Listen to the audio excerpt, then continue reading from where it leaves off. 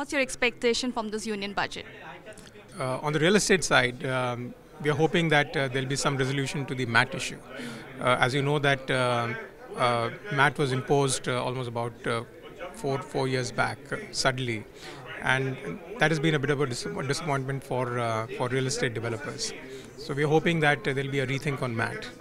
That is one. Second, from our perspective, is REITs. REITs is very vital for the growth of the real estate segment. Most of the investments actually are happening through the Singapore route, and we believe that it has multiple advantages. Of course, a lot of money actually could come into India itself, and there are certain tax issues that still need to be resolved.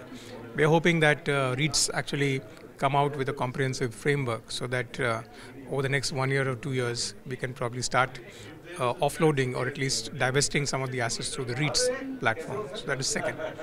The third one, to my mind, is a kind of message that should probably go out to all the urban local bodies, because the ease of doing business, particularly obtaining permissions, is extremely difficult, and it not only results into delays but costs.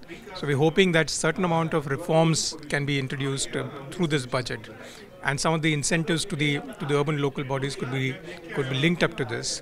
Then I think we should be in a position to get faster clearances, the costs can come down, and real estate can become more affordable for the people. So these are three broad areas I feel we should be looking for in this budget. All right. Do you think there would be any radical reforms for the real estate sector?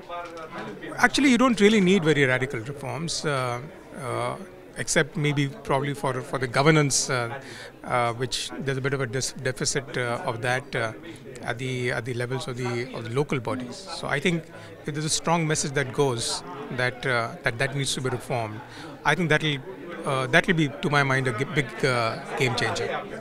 8 years from now, homes for all. Do you think this is possible? Well, I think it is possible, absolutely possible. In fact, even today, if you see that the large number of houses which are still unsold, so the number of houses that are available in the market is probably more than the number of people who are willing to buy.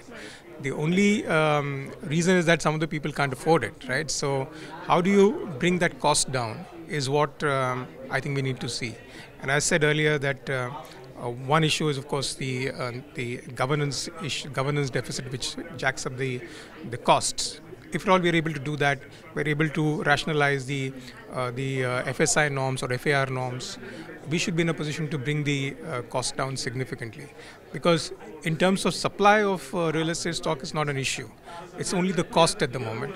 And that cost also can be brought down if at all we are able to remove some of the rigidities that exist in the markets.